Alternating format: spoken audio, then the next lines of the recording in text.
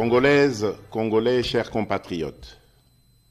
la date historique du 30 juin 1960, profondément ancrée dans nos cœurs, marque l'accession de notre pays, la République démocratique du Congo, à la souveraineté nationale et internationale. Aujourd'hui, encore 63 ans plus tard, nous célébrons avec grande fierté cet événement, non seulement pour honorer la lutte de notre liberté et de notre indépendance menée avec courage et détermination par les pères fondateurs de notre nation,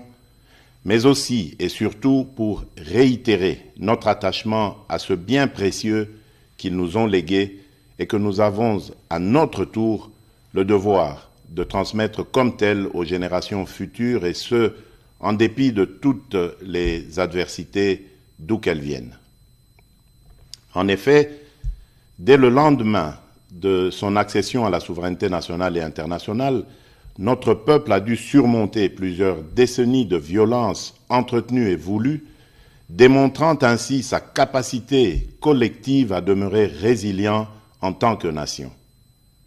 Ceci pour dire que l'indépendance est irrévocablement une valeur fondamentale de notre nation. Elle nous garantit la capacité à façonner notre propre destinée. Elle est une quête incessante de liberté, de dignité, de justice et de souveraineté. Elle constitue le socle de notre identité nationale, notre cohésion sociale,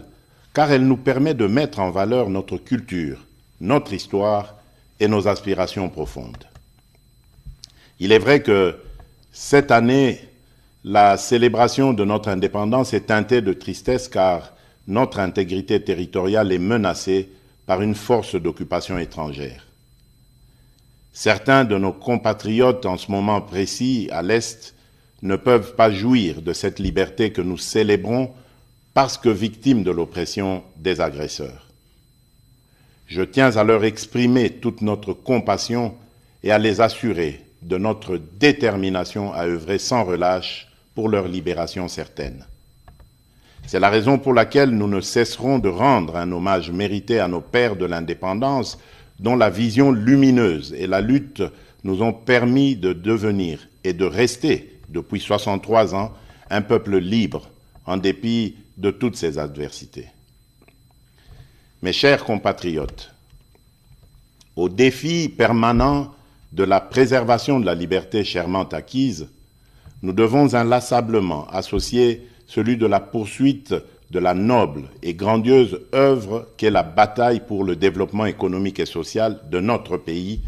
de manière à mériter ainsi le rêve et les sacrifices consentis par nos pères de l'indépendance. C'est seulement à cette condition que les générations futures pourront à leur tour être fiers de l'héritage que nous leur aurons légué. Cependant, laissez-moi vous dire que j'ai pleinement conscience de votre perplexité au regard de la baisse du pouvoir d'achat, surtout celui des plus démunis, dont les conséquences, bien que prévisibles sur le panier de la ménagère, se veulent pour certains difficilement surmontables. Les performances enregistrées au niveau des recettes intérieures, grâce à une évolution favorable des prix de produits de base et à la numérisation du processus de recouvrement, n'ont pas été suffisamment ressentis à cause du contexte économique mondial et de la situation sécuritaire à l'est de notre pays. En effet, l'enlisement de la guerre en Ukraine, d'une part, a occasionné la hausse des prix mondiaux des commodités et des matières premières, de l'énergie et des produits de première nécessité, entraînant ainsi des pressions inflationnistes dans le pays et même au sein des économies les plus robustes du monde. Et d'autre part, la guerre à l'est du pays a provoqué une augmentation significative du volume des dépenses exceptionnelles dans le domaine de la sécurité en vue de garantir notre intégrité territoriale. Cependant, les perspectives à court et moyen terme demeurent favorables et stables. En effet, les prévisions du Fonds monétaire international pour 2023 sont de l'ordre de 8%, de 7,2% pour 2024 et de 7,5% pour 2025. C'est ainsi que je voudrais vous rassurer que l'amélioration des conditions de vie de mes concitoyens demeure au cœur de mes priorités quotidiennes. J'ai assigné au gouvernement de la République, sous l'autorité du Premier ministre et à la Banque centrale du Congo, la tâche particulière d'accentuer les efforts de stabilisation des paramètres macroéconomiques en vue de limiter au maximum les effets néfastes sur le panier de la ménagère, d'améliorer la gouvernance publique dans ces secteurs et de répondre autant que possible aux aspirations légitimes du plus grand nombre d'entre nous. Mes très chers compatriotes, au choc sus évoqué et que le gouvernement s'est ardemment employé à amortir,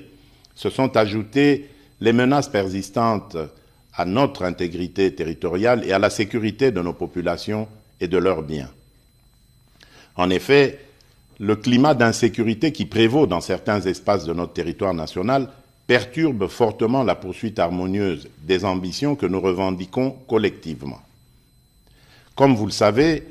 notre pays fait face depuis de nombreux mois dans sa partie orientale à une agression vile et barbare perpétrée par un voisin belliqueux, le Rwanda, au nom d'intérêts obscurs et ignobles.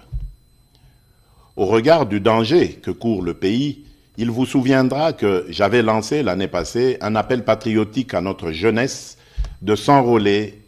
dans les rangs des forces armées de la République démocratique du Congo et de la police nationale congolaise. Quelques mois après cet appel, nous avons été heureux de voir plusieurs dizaines de milliers de jeunes compatriotes y répondre favorablement. Ceux-ci comptent déjà parmi les renforts à l'effort de guerre livré par nos forces de défense et de sécurité, et nombreux se pressent chaque jour davantage auprès des centres de recrutement prévus à cet effet. À cette occasion, je salue la bravoure de notre peuple qui, meurtri dans sa chair, ne se résigne pas pour autant et ne cesse de défendre avec une énergie inouïe l'intégrité de notre territoire. Je salue également les forces de défense et de sécurité qui s'emploient sans ménagement à mettre l'ennemi hors d'état de nuire en vue de permettre un retour rapide de la paix et de la stabilité indispensable pour notre développement. Soyez convaincus que ce combat que nous livrons au quotidien pour sauvegarder notre souveraineté et notre intégrité, nous le poursuivrons sans désemparer jusqu'à la victoire finale. Telle est et sera notre mission. Maintenant que se confirme la montée en puissance de nos forces de défense et de sécurité, j'encourage une fois de plus le gouvernement de la République de continuer à maintenir cet effort pour que toute aventure belliqueuse sur la terre de nos ancêtres soit suicidaire pour quiconque la tenterait. C'est ici l'occasion d'exprimer notre entière solidarité à toutes nos sœurs et à tous nos frères des territoires occupés par les terroristes du M23, lesquels frères et sœurs vivent présentement dans des conditions d'extrême précarité et dont la situation humanitaire n'a cessé de se dégrader à cause de leur éloignement forcé de leur milieu d'origine et des exactions subies. Je tiens à les rassurer que les nouvelles mesures arrêtées par le gouvernement, en plus de celles déjà prises sur le plan social, dans le sens de soulager un tant soit peu leur situation, sont en voie d'être mises en œuvre. Mes très chers compatriotes, cette célébration de l'accession à la souveraineté nationale et internationale vient aussi interpeller, en cette année 2023, notre devenir comme nation et la perception de notre construction du vivre ensemble et de la cohésion nationale. Elle est l'occasion pour nous de renouveler le chantier de l'unité nationale, de construire une société républicaine plus juste, solidaire et vivable pour toutes les composantes sociologiques et linguistiques, quelles qu'elles soient. Le défi pour notre pays étant le dépassement des frontières ethniques, culturelles